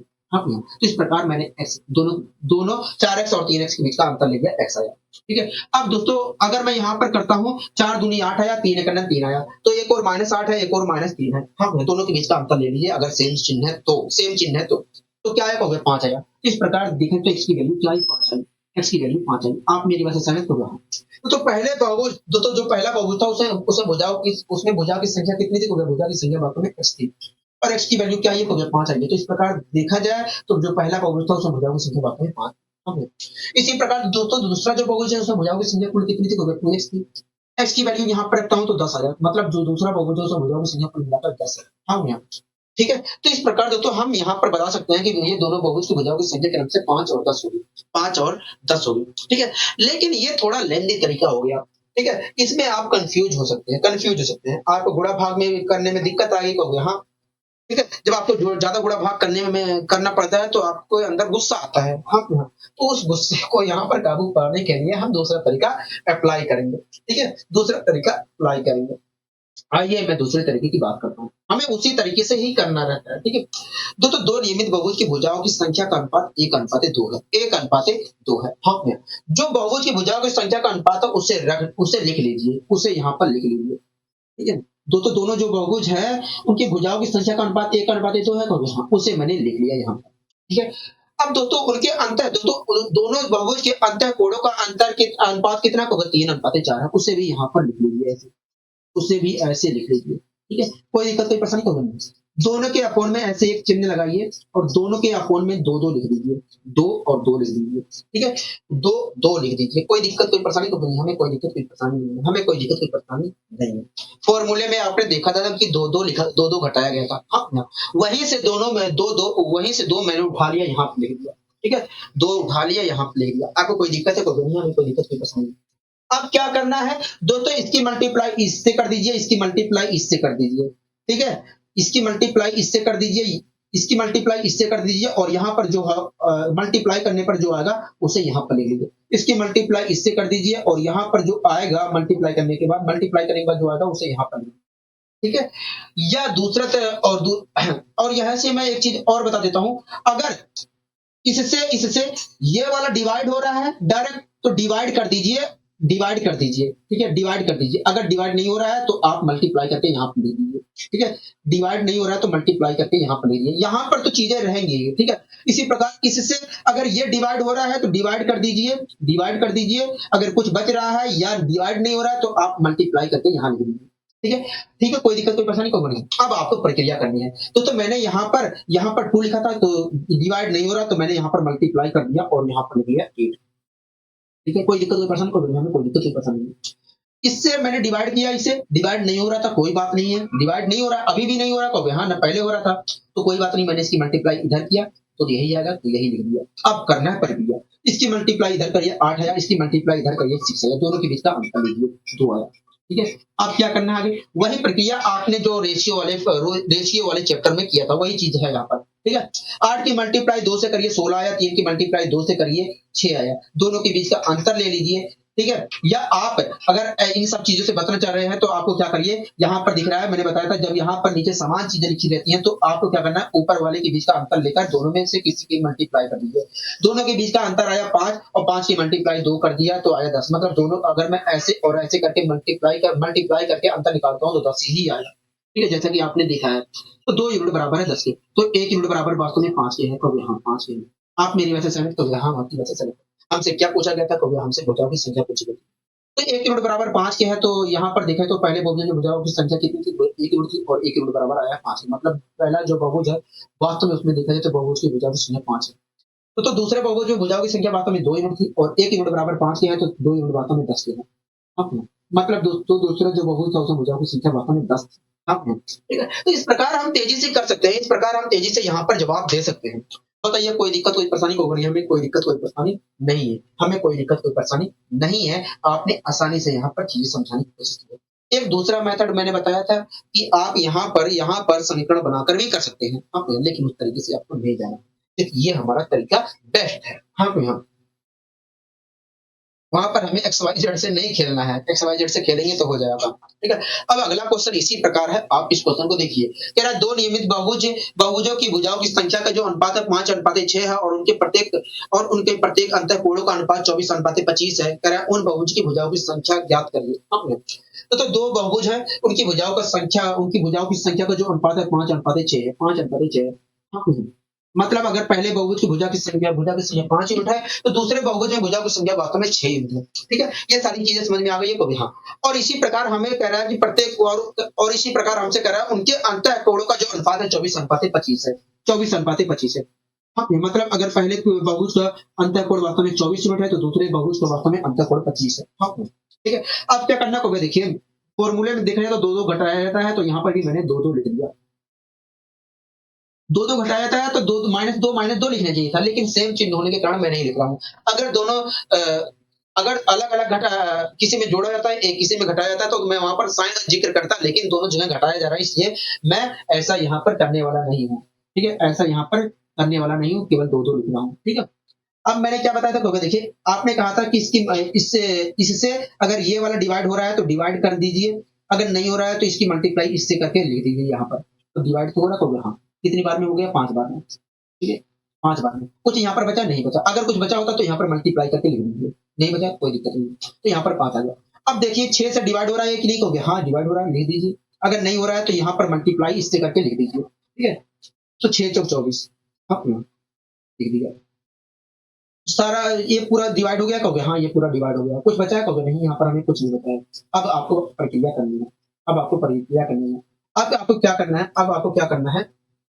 6 की मल्टीप्लाई 4 से करिए कहोगे 24 आ गया। 5 की मल्टीप्लाई 5 से करिए तो 25 आया। हाँ कि नो? 25 आया। आप मेरी बात से सहमत कहोगे? हाँ। दोनों के बीच का अंतर क्या कहोगे? दोनों के बीच का अंतर वास्तव में 1 यूनिट का है। दोनों के बीच में अंतर देखा जाए तो 1 यूनिट का है। हाँ कि हाँ? 1 यूनिट का है। ठीक है, ठीक है। इसी प्रकार 5 की मल्टीप्लाई 2 से करिए 10 आया, 4 की मल्टीप्लाई 2 से करिए 8 आया, और दोनों के बीच का अंतर क्या आया कहोगे? 2 का आया। मतलब 1 यूनिट बराबर है 2। ठीक है? आप दूसरे तरीके से भी जा सकते थे, दूसरे तरीके से भी जा सकते थे। कैसे? मैं आपको बताने की कोशिश कर रहा हूँ। ठीक है? तो देख रहा है कि दोनों जगह सेम लिखी गई है, सेम चीजें लिखी गई है। हाँ, तो आप क्या करिए, इनके बीच का अंतर लीजिए और इन दोनों में से किसी में मल्टीप्लाई कर दीजिए, आपका अंतर वही चीज आएगा। दोनों के बीच का अंतर लिया, 1 आया, 1 की मल्टीप्लाई 2 से किया तो 2 आया, मतलब 1 यूनिट बराबर है 2। ठीक है? जो अंतर हमारा है, त्रिक मल्टीप्लाई करके आता, त्रिक मल्टीप्लाई करके और दोनों के बीच का अंतर लेके निकालते हैं, वही चीज हमने यहाँ पर ऐसे निकाल दिया। ठीक है? अब दोस्तों एक बात बताइए, पहला जो बहुभुज था उसमें भुजाओं की संख्या कितनी थी? 5 यूनिट थी। 1 यूनिट जो है 2 को रिप्रेजेंट कर रहा है, तो 5 यूनिट वास्तव में 10 को रिप्रेजेंट करेगा। मतलब जो बहुभुज था उसमें भुजाओं की संख्या वास्तव में, पहला जो बहुभुज था उसमें भुजाओं की संख्या 10 थी। हाँ, हम इसी प्रकार दोस्तों दूसरा जो बहुभुज है उसमें भुजाओं की संख्या 6 यूनिट है। हाँ, 1 यूनिट जो है 2 को रिप्रेजेंट कर रहा है, तो 6 यूनिट वास्तव में 12 को रिप्रेजेंट करेगा। मतलब जो दूसरा बहुभुज है उसमें भुजाओं की संख्या वास्तव में 12 है। आप मेरी बात से यहाँ तक सहमत हो गए? हाँ, हम आपकी बात से पूरी तरीके से सहमत हैं। तो इस प्रकार कह सकते हैं कि भैया जो बहुभुज है उसमें भुजाओं की संख्या वास्तव में 10 और 12 हो गई। हम दोनों जो बहुभुज है उसमें भुजाओं की संख्या 10 और 12 हो गई। बताइए यहाँ तक कोई दिक्कत, कोई परेशानी तो नहीं? हमें यहाँ तक कोई दिक्कत, कोई परेशानी नहीं है। ठीक है? इसी प्रकार दोस्तों आइए हम इस क्वेश्चन को भी यहाँ पर सोल्व करने की कोशिश करते हैं। इस क्वेश्चन को भी सोल्व करने की कोशिश करते हैं। ठीक है? क्या कह रहा है? तो देखिए कह रहा है कि एक नियमित बहुभुज के सभी अंतःकोणों का कुल योग, कह रहा है एक नियमित बहुभुज के सभी अंतःकोणों का कुल योग जो है समबाहु त्रिभुज के प्रत्येक अंतःकोण का 12 गुना है। समबाहु जो त्रिभुज है, समबाहु त्रिभुज हमारा 3 भुजा वाला एक नियमित बहुभुज होता है। ठीक है? कह रहा है कि एक समबाहु त्रिभुज मतलब 3 भुजा वाला एक नियमित बहुभुज के प्रत्येक अंतःकोण का 12 गुना है। तो समबाहु त्रिभुज का प्रत्येक अंतःकोण का 12 गुना होगा क्या? तो देखिए पहले हमें समबाहु त्रिभुज को प्रत्येक अंतःकोण निकालना पड़ेगा। अगर मैं समबाहु त्रिभुज मतलब 3 भुजाओं वाले बहुभुज का अगर मैं प्रत्येक बाह्य कोण निकालता हूं तो क्या होगा? देखिए 3 भुजा वाले नियमित बहुभुज के प्रत्येक बाह्य कोण वास्तव में देखिए 3 भुजा वाले नियमित बहुभुज के तीनों भुजाओं पर कुल मिलाकर देखा जाए तो 360 डिग्री का बाह्य कोण बना होता है। तो इस प्रकार एक भुजा पर देखा जाए तो कुल मिलाकर 60 डिग्री का बाह्य कोण बना होता है। मतलब जो 3 भुजाओं वाला या समबाहु जो त्रिभुज है उसका प्रत्येक बाह्य कोण क्या है? 60 डिग्री है। हो गया। तो अंतःकोण कितना हो गया? अंतःकोण वास्तव में 120 डिग्री है। अंतःकोण क्या है? 3 भुजाओं वाले जो नियमित बहुभुज है मतलब समबाहु जो त्रिभुज है उसका प्रत्येक अंतःकोण जो है 120 डिग्री है। आप मेरी बात से सहमत हो? हाँ, हम आपकी बात से सहमत हैं। ठीक है? अब दोस्तों यहाँ पर करने की कोशिश करते हैं। दोस्तों कह रहा है एक नियमित बहुभुज के सभी अंतःकोणों का जो योग है, सभी अंतःकोणों का जो योग है, कह रहा है एक नियमित बहुभुज के कह रहा है एक नियमित बहुभुज के सभी अंतःकोणों का जो योग है, अंतःकोणों का योग है समबाहु त्रिभुज के प्रत्येक अंतःकोण ये जो अंतःकोण आया समबाहु त्रिभुज का जो प्रत्येक अंतःकोण आया इसका कह रहा है कि एक नियमित बहुभुज के सभी अंतःकोणों का योग है समबाहु त्रिभुज के प्रत्येक अंतःकोण का 12 गुना है। प्रत्येक अंतःकोण का 12 गुना है। मतलब हो गया, मतलब देखा जाए तो जो हमारा नियमित बहुभुज है उसका मतलब देखा जाए तो जो नियमित बहुभुज है उसके सभी अंतः कोणों का योग ये है। हाँ, जो नियमित हमारा बहुभुज है, जो हमारा नियमित बहुभुज है उसका उसका जो इस प्रकार देखा जाए तो जो हमारा नियमित बहुभुज है, उस बहुभुज है उससे सभी अंतः कोणों का योग ये है। हमसे कह रहा है कि बताइए उस बहुभुज में भुजाओं की संख्या क्या होगी। तो हमें पता है कि जो नियमित बहुभुज है उसके सभी अंतः कोणों का योग ये है। तो एक बात बताइए, अगर दोस्तों आपको मैंने बताया था कि यदि किसी नियमित बहुभुज के सभी भुजाओं की संख्या दी जाए, सभी भुजाओं का मैंने आपको बताया था यदि किसी नियमित बहुभुज के सभी अंतः कोणों का योग दिया जाए तो आप शांति पूर्वक 180 से डिवाइड करिए, 2 जोड़ दीजिए। यही मैंने मेथड यहाँ पर अप्लाई किया और मैंने इसे बताया भी था, बताया भी था, लॉजिक के माध्यम से भी बताया था कैसे हमें 180 क्यों हम 180 से डिवाइड करेंगे और 2 क्यों जोड़ेंगे, ये सारी चीजें मैंने कल बताया था कभी। ठीक है, तो यही चीज मैंने क्या किया, जो बहुभुज है उसके सभी अंतः कोणों का योग ये है। मैं शांति से 180 से डिवाइड किया और 2 जोड़ दिया इसमें। पहले 180 से डिवाइड कर लेता हूँ, ठीक है, 180 से डिवाइड कर लेता हूँ। आपको कोई दिक्कत है? कोई नहीं, कोई दिक्कत की पता नहीं। जीरो से जीरो कैंसिल हो जाएगा, कहोगे हाँ। 12 बढ़ाइया में 144 होता है, कहोगे हाँ। 12 बढ़ाइया में 144 होता है, कहोगे हाँ। 18 अट्ठे 100 कितना होता है, कहोगे 18 अट्ठे 144 होता है। अगर ऊपर देखा जाए तो 144 आया और 18 से डिवाइड करूंगा तो 8 आया, और 8 में मैं 2 जोड़ूंगा, 8 में अगर मैं 2 जोड़ता हूं तो 10 आया। मतलब जो बहुभुज है उसमें भुजाओं की संख्या, मतलब जो बहुभुज है उसमें उस बहुभुज में भुजाओं की संख्या जो है 10 है। भुजाओं की संख्या 10 है। आप मेरी बात से यहाँ तक सहमत है कि नहीं, कहोगे हाँ, हम आपकी बात से पूरी तरीके से यहाँ तक सहमत है। ठीक है, अब आइए इसी क्रम में हम और आगे यहाँ पर बढ़ने की कोशिश करते हैं। अब आइए इसी क्रम में हम और आगे यहाँ पर बढ़ने की कोशिश करते हैं। दोस्तों इस क्वेश्चन में इस क्वेश्चन को आप देख रहे हैं, हाँ क्या कह रहा है, देखिए कह रहा है कि एक पंचभुज के चारों कोणों का अनुपात 2 अनुपात 3 अनुपात 5 अनुपात 8 है। कह रहा है इसका पांचवा कोण इसके सबसे छोटे कोण का 3 गुना है, तो इस पंचभुज के सबसे बड़े कोण का मान क्या होगा। हाँ, ठीक है, कोई दिक्कत कोई परेशानी को नहीं, हमें कोई दिक्कत कोई परेशानी नहीं है दोस्तों। ये वास्तव में हमें अंतः कोण दिया गया है, ये पंचभुज के सभी अंतः कोण का अनुपात दिया गया है। ठीक है, दोस्तों पंचभुज जो है, दोस्तों जो हमारा नियमित पंचभुज है, दोस्तों हमें हमारा जो ये नियमित पंचभुज की बात हो रही है। ठीक है, दोस्तों ये जो हमारा नियमित पंचभुज है, मैं इसलिए कह रहा हूँ कि ये अंतः कोणों का अनुपात दिया गया है। एक मिनट रुकिए दोस्तों, एक मिनट रुकिए, एक मिनट रुकिए दोस्तों, ये क्वेश्चन ही गलत है। एक क्वेश्चन में डाउट लग रहा है, ठीक है, ये क्वेश्चन है हमारा डाउट, मुझे डाउट लग रहा है। ठीक है, इस क्वेश्चन में मुझे डाउट है, ये हमारा नियमित पंचभुज नहीं है। अगर नियमित पंचभुज होता दोस्तों, अगर हमारा नियमित पंचभुज होता तो प्रत्येक अंतःकोण समान होता, और प्रत्येक अंतःकोण समान होने की वजह से उन अंतःकोणों का अनुपात यही 1 अनुपात 1 अनुपात 1 ऐसे आता, 1 के रेशियो में आता। तो ये ना बाह्य कोणों का अनुपात है, क्योंकि बाह्य कोण भी समान होते हैं, बाह्य कोण समान होते हैं तो प्रत्येक बाह्य कोण का अनुपात 1 अनुपात 1 के रेशियो में ही आता। मतलब इसमें देखा जाए तो कुछ कमी है। ठीक है, या हमें पंचभुज के सभी अंतःकोणों को अगर मैं वैसे अगर ट्रीट करता हूँ, कि अनियमित पंचभुज है, मतलब रेगुलर पंचभुज नहीं है, ये इरेगुलर पंचभुज है, इरेगुलर पंचभुज है। तो वहां पर मुझे पंचभुज के सभी अंतःकोणों का योग पता होना चाहिए था। तब इस चीज को मैं यहाँ पर निकाल सकता हूँ। ठीक है, लेकिन पता नहीं है सभी कोणों का योग। ठीक है, इसे छोड़िए, अगला क्वेश्चन देखिए क्या कहना चाह रहा है। देखिए कह रहा है कि एक नियमित षष्ठभुज के में विकर्णों की कुल संख्या कितनी होगी। कह रहा है एक नियमित षष्ठभुज में विकर्णों की संख्या कुल कितनी होगी। आप मेरी बात से यहाँ तक सहमत हो गए। हाँ, हम आपकी बात से यहाँ तक पूरी तरीके से सहमत, ठीक है, कह रहा है एक नियमित षष्ठभुज में विकर्णों की कुल संख्या कितनी होगी। कह रहा है एक नियमित षष्ठभुज में विकर्णों की संख्या कुल कितनी होगी, यही तो पूछ रहा है। हाँ, यही चीज पूछ रहा है दोस्तों। मैं आपको एक फॉर्मूला बता देता हूँ बता देता हूँ। ऐसा नहीं है हम लॉजिक के माध्यम से सोल्व नहीं कर सकते, लेकिन लॉजिक में आप कंफ्यूज हो सकते हैं, लेकिन उस चीज से बचने के लिए मैं आपको एक फॉर्मूला बता देता हूँ जिससे आप किसी भी बहुभुज में विकर्णों की संख्या निकाल सकते हैं। ठीक है दोस्तों, आपको हमेशा ध्यान रखना है कि किसी भी बहुभुज में विकर्णों की जो संख्या होती है n-3 किसी भी बहुभुज में विकर्णों की जो संख्या होती है n-3 अपॉन 2 होती है। दोस्तों आपको हमेशा ध्यान रखना है कि किसी भी बहुभुज में विकर्णों की जो संख्या होती है, किसी भी बहुभुज में जो विकर्णों की संख्या होती है n N N minus three upon two होती है, N N minus three upon two होती है। ठीक है, ये आपको हमेशा ध्यान रखना है। किसी भी बहुभुज में विकर्णों की जो संख्या होती है, किसी भी बहुभुज में जो विकर्णों की संख्या होती है, N N minus three upon two होती है। ठीक है, ये बात आपको ध्यान रखना है। ठीक है, जहां पर एन क्या है, एन बहुभुज भुजाओं की संख्या है। ठीक है, अब आइए इस क्वेश्चन को हम सोल्व करने की कोशिश करते हैं। कह रहा है एक नियमित षष्ठभुज में विकर्णों की कुल संख्या कितनी होगी। कह रहा है एक नियमित षष्ठभुज है, उसमें बताइए विकर्णों की संख्या क्या होगी। हाँ भैया, दोस्तों जो नियमित बहुभुज है, दोस्तों आपको अच्छे तरीके से पता है कि किसी भी नियमित बहुभुज, दोस्तों आपको अच्छे तरीके से पता है कि किसी भी नियमित बहुभुज में भुजाओं की जो किसी भी नियमित बहुभुज में विकर्णों की जो संख्या होती है, N N minus three, N N minus three upon two होती है। हाँ भैया, N N minus three upon two होती है। मैंने यहाँ पर n की वैल्यू रख दिया। n क्या होगा, देखिए अगर वास्तव में नियमित षष्ठभुज में विकर्णों की संख्या निकालनी है तो आपको n की वैल्यू रखनी पड़ेगी। n की वैल्यू क्या होगा, 6 है, तो मैंने यहाँ पर रख दिया 6।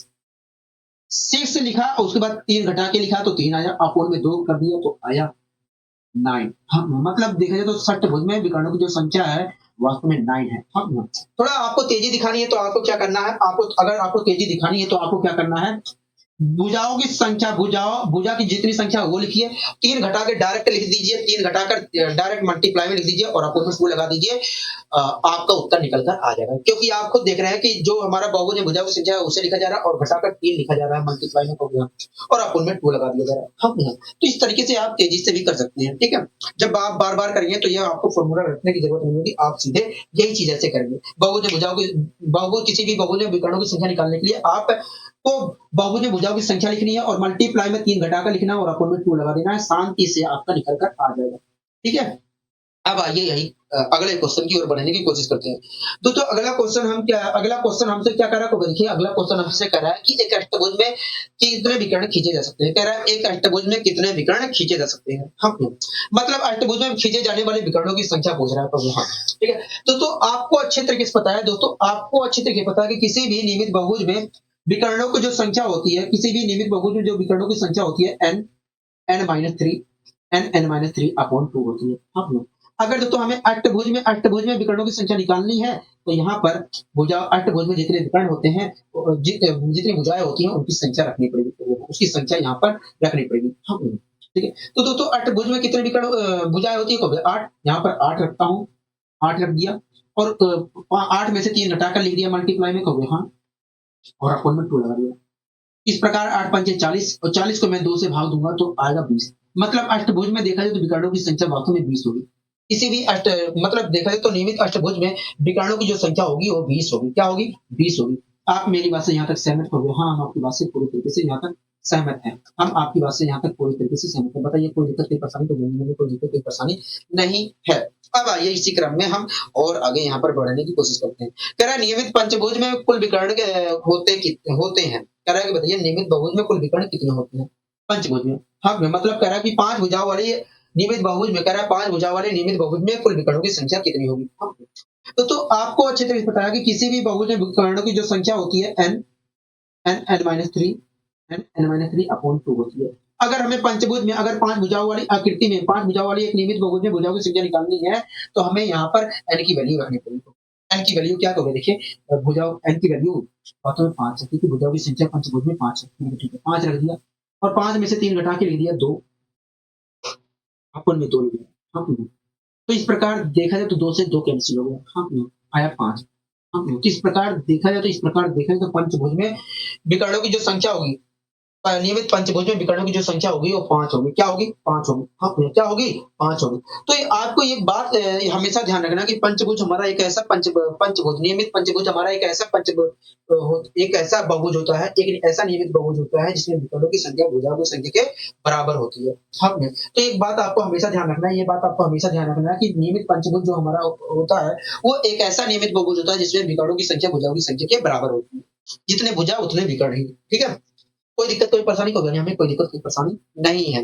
अब इसी क्रम में हम और आगे बढ़ने की कोशिश करते हैं। दोस्तों अगला क्वेश्चन आप देख रहे हैं, हाँ अगला क्वेश्चन हम देख रहे हैं। क्या कहना चाह रहा है अगला क्वेश्चन को देखिए, कह रहा है कि एक बहुभुज में 27 विकर्ण है। कह रहा है एक बहुभुज में 27 विकर्ण है। हाँ, कह रहा है इसमें भुजाओं की संख्या ज्ञात करिए। कह रहा है इसमें भुजाओं की संख्या ज्ञात कीजिए। हाँ, कह रहा है इसमें भुजाओं की संख्या ज्ञात करिए। हाँ, यही तो कह रहा है। हाँ, दोस्तों एक नियमित बहुभुज है, उसमें 27 विकर्ण है। कह रहा है कि बताइए जो नियमित बहुभुज है उसमें भुजाओं की संख्या क्या होगी? हाँ ना? दोस्तों आपको अच्छे से पता है कि किसी भी नियमित बहुभुज में भुजाओं की जो संख्या होगी n-3 अपॉन 2 होगी। जिस नियमित बहुभुज की बात कर रहा है, अगर मैं उसकी बात करूं तो उसमें विकर्णों की जो दोस्तों आपको अच्छे तरीके से पता है कि किसी भी नियमित बहुभुज में विकर्णों की जो संख्या होती है n-3 अपॉन 2 होती है।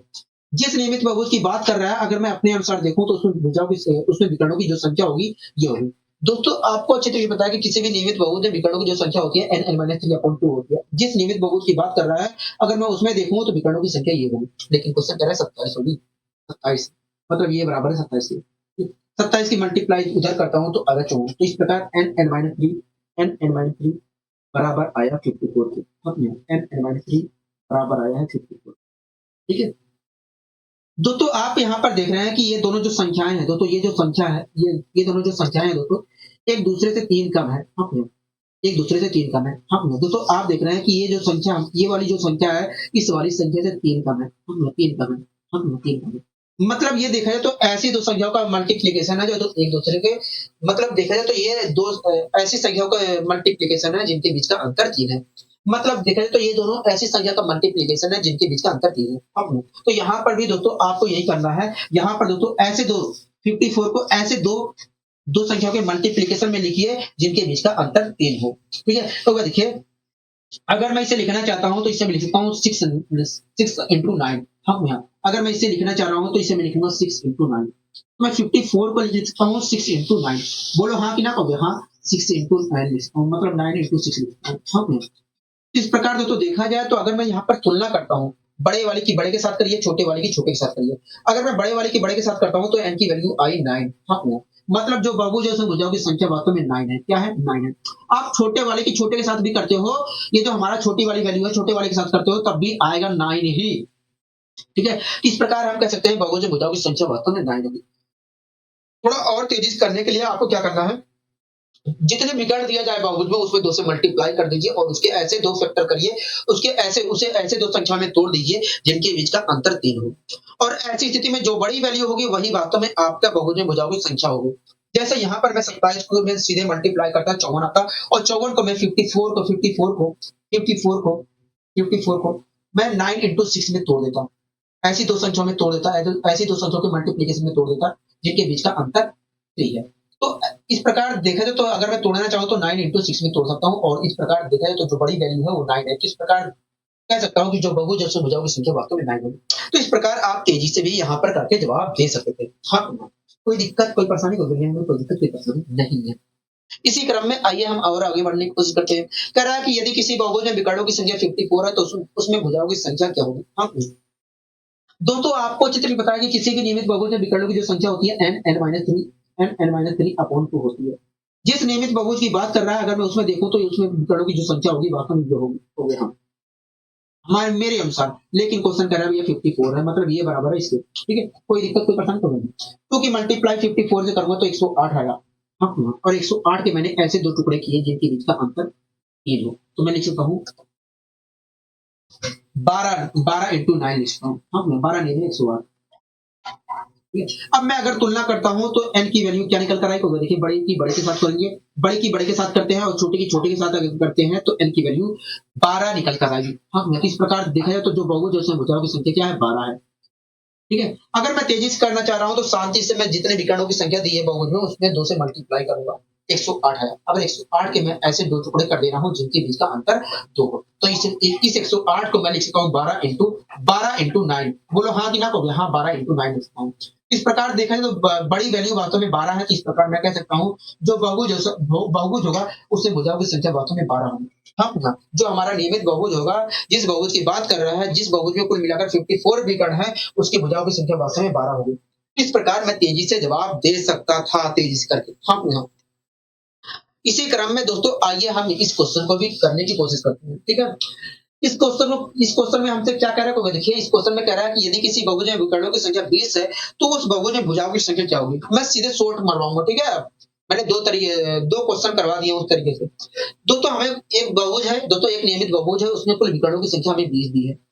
मैंने क्या किया? 20 में 2 से मल्टीप्लाई किया 40 है। मैं 40 के ऐसे फैक्टर कर रहा हूँ, 40 के 2 40 को ऐसे दो संख्याओं के मल्टीप्लिकेशन में लिख रहा हूँ, 40 को ऐसे दो संख्याओं के फैक्टर के रूप में लिख रहा हूँ, जिनका मल्टीप्लिकेशन 40 है। हाँ, तो मैं 40 को लिखता हूँ 8 इंटू 5 लिखता हूँ, और 8 और 5 में देखा जाए तो सबसे बड़ी वैल्यू जो है 8 है। हाँ, मतलब देखा जाए तो जो हमारा नियमित बहुभुज है जिसमें विकर्णों की संख्या वास्तव में कुल मिलाकर 20 है, 20 है, 20 है, उसे उस बहुभुज में भुजाओं की संख्या जो होगी 8 होगी।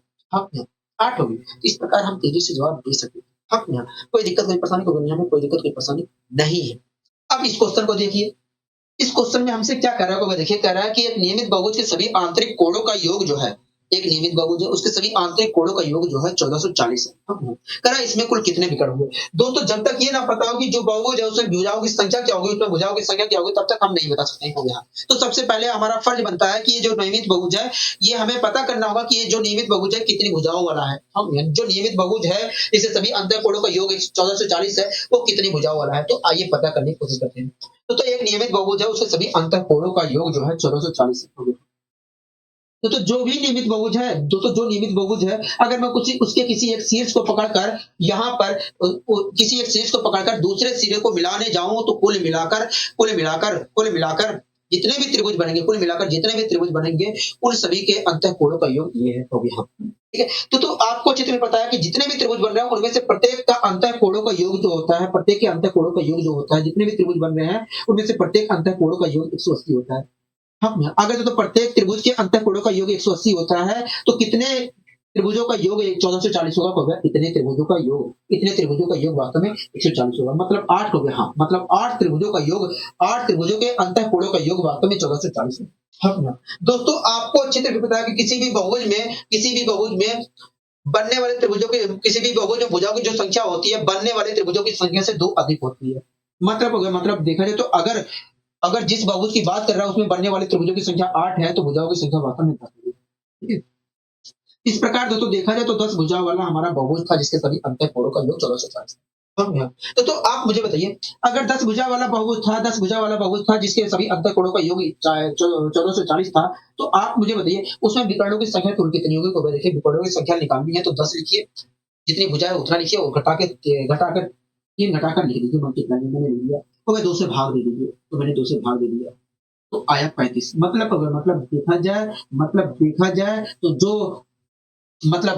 जो नियमित बहुभुज है 240, जिस मतलब देखा जाए तो जो हमारा नियमित बहुभुज था जिसे सभी आंतरिक कोणों का योग 1440 था, उससे विकर्णों की संख्या वास्तव में 35 होगी। क्या होगी? 35 होगी। बताइए यहाँ तक कोई दिक्कत कोई परेशानी को करनी है हमें, कोई दिक्कत कोई परेशानी नहीं है। आपने तेजी से यहाँ पर करवाने की कोशिश की है, बताइए होगा नहीं। अब इसी प्रकार अगले क्वेश्चन को भी यहाँ पर हम करने की कोशिश करते हैं। ठीक है, हमसे ये क्वेश्चन क्या कह रहा है, तो देखिए कह रहा है कि एक नियमित बहुभुज में विकर्णों की संख्या 54 है। कह रहा है इसके प्रत्येक आंतरिक कोण की माप क्या होगी। हाँ, प्रत्येक आंतरिक कोण की माप क्या होगी।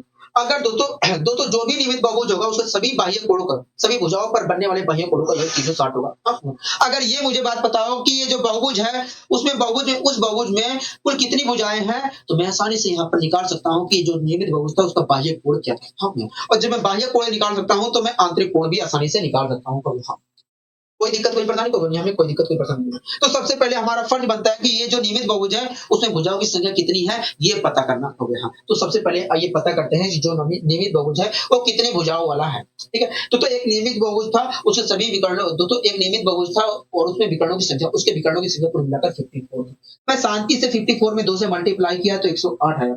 अब मैं 108 को ऐसे दो संख्याओं के गुणनखंड के रूप में 108 को मैं ऐसे दो संख्याओं के मल्टीप्लिकेशन के रूप में लिख रहा हूँ जिनके बीच का अंतर 3 हो। हम यहाँ 12 नियमे होता है 108, तो मैं इसे लिखता हूँ 12 इंटू 9। हम 12 इंटू 9 लिखता हूँ। आप मेरी बात से सहमत हो गए। हाँ, अब दोस्तों आप यहाँ पर दोस्तों देखिए, दोस्तों इन दोनों में बताइए कौन बड़ा होगा। 12 बड़ा है। तो इस प्रकार देखा जाए तो जो हमारा बहुभुज है जिसमें विकर्णों की संख्या कुल मिलाकर 54 है, उसकी भुजाओं की संख्या वास्तव में 12 है। हाँ, मतलब जो नियमित बहुभुज है वो कुल मिलाकर 12 भुजाओं वाला है और उससे कुल विकर्णों की संख्या वास्तव में 54 है। हाँ, ठीक है। अब दोस्तों एक बात बताइए, हमारा 12 भुजा वाला नियमित बहुभुज था कहोगे हाँ, और उसकी कुल विकर्णों की संख्या 54 थी कहोगे हाँ। तो उसके आंतरिक कोणों की माप क्या है कहोगे देखिए, जो 12 भुजा वाला बहुभुज है, उसके सभी बाह्य कहोगे देखिए जो 12 भुजा वाला बहुभुज है उसके सभी भुजाओं पर कुल मिलाकर 360 डिग्री का बाह्य कोण बन रहा है। मैंने कहा कहोगे देखिए अगर 12 भुजाओं पर 360 डिग्री का बाह्य कोण बन रहा है, तो प्रत्येक भुजा पर देखा जाए तो इतनी डिग्री का बाह्य कोण बन रहा है। मतलब 30 डिग्री का बाह्य कोण बन रहा है। तो मैं देखिए किसी भी शीर्ष पर देखा जाए तो जो नियमित बहुभुज है 12 भुजा वाला, उसे किसी भी शीर्ष पर देखा जाए तो इतने डिग्री का बाह्य कोण बन रहा है। तो मैं देखिए किसी भी शीर्ष पर देखा जाए तो अंतः और बाह्य कोण का अंतर जो योग होता है 180 होता है, और इस 180 में से देखा जाए तो बाह्य कोण का योगदान वास्तव में 30 डिग्री का है, तो अंतः कोण का योगदान वास्तव में 150 डिग्री का होगा। मतलब देखा जाए तो जो 12 मतलब देखा जाए तो जो हमारा बहुभुज है उसके उसका प्रत्येक आंतरिक कोण जो है 150 डिग्री है। हाँ, 150 डिग्री है। बताइए कोई दिक्कत कोई परेशानी तो नहीं है, कोई दिक्कत कोई परेशानी नहीं है। आशा करता हूँ ये सारी चीजें बहुत ही अच्छे वे में आपको समझ में आई होंगी। आशा करता हूँ दोस्तों ये सारी चीजें बहुत ही अच्छे तरीके से आपको समझ में आई होंगी और आपको यहाँ तक कोई दिक्कत कोई परेशानी महसूस नहीं हुई होगी। ठीक है, अब आइए इसी क्रम में हम और आगे यहाँ पर बढ़ने की कोशिश करते हैं। तो आप इस क्वेश्चन को देख रहे हैं तो यहाँ इस क्वेश्चन को हम देख रहे हैं। क्या कह रहा है तो देखिए, कह रहा है कि एक समबाहुभुज के प्रत्येक बाह्य कोण की माप जो है 51 सही 3/7 है। 51 सही 3/7 को अगर मैं सोल्व करता हूँ, अगर मैं 51 सही 3/7 को सोल्व करता हूँ तो आएगा 360/7। हाँ भैया, मतलब जो समबाहुभुज है उसका प्रत्येक बाह्य कोण की माप जो है 360/7 डिग्री होगा। कह रहा है इसमें विकर्णों की संख्या और इसकी भुजाओं की संख्या का अनुपात क्या होगा। हाँ भैया, ठीक है, तो आइए हम पता करने की कोशिश करते हैं कि इसके विकर्णों की संख्या और भुजाओं की संख्या का अनुपात क्या होगा। एक समबाहुभुज था, उसका प्रत्येक बाह्य कोण की माप जो थी 351 सही 3/7 थी, मतलब 360/7 थी। 360/7 थी। दोस्तों आपको अच्छे तरीके से बताया कि जो भी हमारा बहुभुज है उससे सभी भुजाओं पर कुल मिलाकर 360 डिग्री का बाह्य कोण बना है। 360 डिग्री का बाह्य कोण बना होगा। हाँ भैया, दोस्तों जो बहुभुज है अगर उसके प्रत्येक भुजा पर 360/7 डिग्री का बाह्य कोण बना है, तो कितनी भुजाओं पर 360 डिग्री का बाह्य कोण बना होगा। तो इतनी भुजाओं पर 360 डिग्री का बाह्य कोण बना होगा। मैं यहाँ पर काटा-पीटी में रहता हूँ तो आएगा 7, मतलब देखा जाए तो जो बहुभुज है उसे 7 भुजाओं पर कुल मिलाकर 7 भुजाओं पर 360 डिग्री का बाह्य कोण बना है। हाँ भैया, अगर तो कुल मिलाकर 7 भुजाओं पर 360 डिग्री का बाह्य कोण बना था तो ऐसी स्थिति में जो बहुभुज था वो कुल मिलाकर 7 भुजाओं वाला था। हाँ भैया, ठीक है, तो आप मुझे बताइए 7 भुजाओं वाला हमारा बहुभुज था तो हाँ, उसमें विकर्णों की संख्या क्या थी। तो देखिए अगर विकर्णों की संख्या निकालनी है तो आपको जितनी भुजा है उतना लिखना पड़ेगा और उसके बाद 3 घटा के लिखना पड़ेगा, उसके बाद 2 से भाग देना पड़ेगा। इस प्रकार देखा जाए तो जो बहुभुज है उसमें विकर्णों की संख्या, जो हमारा बहुभुज था उसमें विकर्णों की संख्या ये थी। हाँ भैया, तो जो बहुभुज था उसमें भुजाओं की संख्या क्या थी। भुजाओं की संख्या वास्तव में 7 थी। ठीक है, तो बहुभुज जो बहुभुज है उसके विकर्णों की संख्या और भुजाओं की संख्या का अनुपात क्या होगा। देखिए अनुपात तो देखा जाए तो ये है 7 से 7 ये कैंसिल हो गया। हाँ, यहाँ पर अगर मैं करता हूँ तो 2 से 4 को डिवाइड करूंगा तो 2 आएगा कहोगे हाँ, यहाँ पर अनुपात का साइन लगाऊंगा 1 आएगा कहोगे हाँ। इस प्रकार देखा जाए तो जो बहुभुज है उससे विकर्णों की संख्या और भुजाओं की संख्या का अनुपात 2:1 है। क्या है 2:1 है।